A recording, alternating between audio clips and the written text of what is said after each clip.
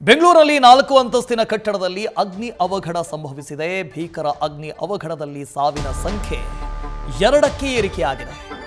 ಮದನ್ ಕುಮಾರ್ ಎಂಬ ವ್ಯಕ್ತಿ ಮೃತಪಟ್ಟಿರುವುದು ದೃಢ ಆಗಿದೆ. ಮದನ್ ಕುಮಾರ್ ಮನೆಯಲ್ಲಿ ಮತ್ತೊಂದು ಮೃತದೇಹ ಪತ್ತೆಯಾಗಿದೆ. ಆ ಮೃತದೇಹ ಮದನ್ ಪತ್ನಿಯವರದ್ದ ಅಥವಾ ಮಕ್ಕಳದ್ದ ಅನ್ನೋದು ಪರಿಶೀಲನೆ ಆಗ್ತಾ ಇದೆ. 3ನೇ ಮಹಡಿಯಲ್ಲಿ ಒಂದು ಮನೆ ಇತ್ತು. ಆ ಮನೆಯಲ್ಲಿ ಒಂದು ಕುಟುಂಬ ವಾಸವಿತ್ತು. 4 ಜನ ಇದ್ದರು.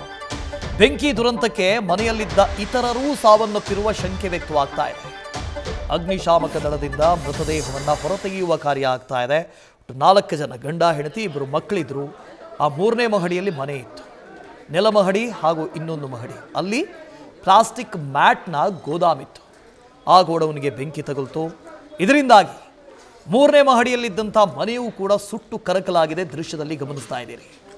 ಮದನ್ ಸಿಂಗ್ ಅನ್ನೋರು ಸಾವನ್ನಪ್ಪಿದ್ರು. ಅವರ ಮೃತದೇಹ ಸುಟ್ಟು ಕರಕಲಾಗಿತ್ತು. ಇನ್ನು ಆ ಮನೆಯಲ್ಲಿ ಉಳಿದಂಥ 3 ಜನ ಮತ್ತೊಂದು ಮೃತದೇಹ ಸಿಕ್ಕಿದೆಯಂತೆ. ಅದು ಪತ್ನಿಯದ್ದೋ ಅಥವಾ ಮಕ್ಕಳದ್ದೋ ಎಂದು ಗೊತ್ತಾಗಿಲ್ಲ. ಪರಿಶೀಲನೆ ಆಗ್ತಾ ಇದೆ. ಒಟ್ಟು ಆ ಮನೆಯಲ್ಲಿದ್ದಂಥ 4 ಜನ ಸಾವನ್ನಪ್ಪಿರುವ ಶಂಕೆ ವ್ಯಕ್ತವಾಗ್ತಾ ಇದೆ. ಯಾಕೆಂದರೆ ಅಲ್ಲಿ ತಪ್ಪಿಸ್ಕೊಳ್ಳೋದಕ್ಕೆ ಬೇರೆ ವಿಧಿ ಇಲ್ಲ, ಬೇರೆ ಜಾಗನೇ ಇಲ್ಲ. ಒಂದಾರು ಮನೆಯಿಂದ ಹೊರಗಡೆ ಇರಬೇಕು. ಮನೆಯಲ್ಲಿ 4ಕ್ಕೂ 4 ಜನ ಇರಲಿಕ್ಕಿಲ್ಲ. ಒಂದು ವೇಳೆ ಇದ್ದರೆ 4 ಜನ ಸಾವನ್ನಪ್ಪಿರುವ ಸಾಧ್ಯತೆ ಇದೆ.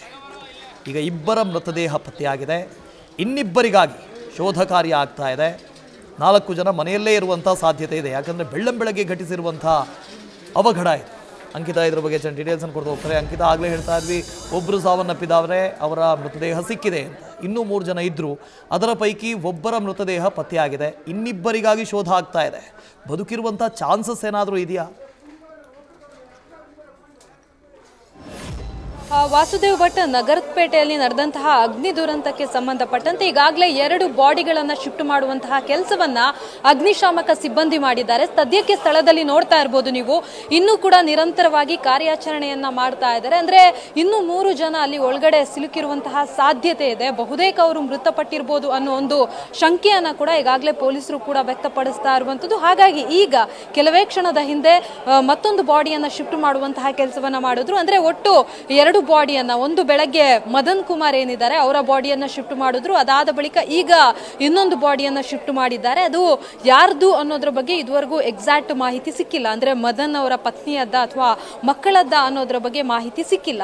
ಸದ್ಯಕ್ಕೆ ಅಗ್ನಿಶಾಮಕ ಸಿಬ್ಬಂದಿ ಮತ್ತೆ NDRF ಸಿಬ್ಬಂದಿ ಕಾರ್ಯಾಚರಣೆಯನ್ನ ಮುಂದುವರಿಸಿದ್ದಾರೆ. ಅಂದ್ರೆ ತುಂಬಾ ಇಕ್ಕಟ್ಟಿನ ಜಾಗ ಆಗಿರೋದ್ರಿಂದ ಇಲ್ಲಿ ಕಾರ್ಯಾಚರಣೆಗೂ ಕೂಡ ತೊಂದರೆ ಆಗ್ತಾ ಇರುವಂತದ್ದು. ಎಲ್ಲರೂ ಕೂಡ ಆಕ್ಸಿಜನ್ ಸಮೇತ ಒಳಗಡೆ ಹೋಗಿ ಪರಿಶೀಲನೆಯನ್ನ ಮಾಡುವಂತಹ ಕೆಲಸವನ್ನ ಮಾಡಿದ್ರು. ಜೊತೆಗೆ ತೀರಾ ಇಕ್ಕಟ್ಟಿನ ಜಾಗ, ಜೊತೆಗೆ ಒಂದು ಕಟ್ಟಡದಿಂದ ಮತ್ತೊಂದು ಕಟ್ಟಡದ ನಡುವೆ ಯಾವುದೇ ರೀತಿಯ ಗ್ಯಾಪ್ ಇಲ್ಲ. ಎಲ್ಲವೂ ಕೂಡ ಅಂಟುಕೊಂಡಿರುವಂತಹ ಕಟ್ಟಡ. ಜೊತೆಗೆ ಇದು ಕಮರ್ಷಿಯಲ್ ಬಿಲ್ಡಿಂಗ್ ಆಗಿರೋದ್ರಿಂದ ಈಗ ಏನ್ ಬೆಂಕಿ ಕಾಣಿಸ್ಕೊಂಡಿದೆ ಆ ಬಿಲ್ಡಿಂಗ್ ಅಲ್ಲಿ ಸುಮಾರು 4 ಅಂತಸ್ತಿನ ಕಟ್ಟಡ ಇರುವಂತದ್ದು.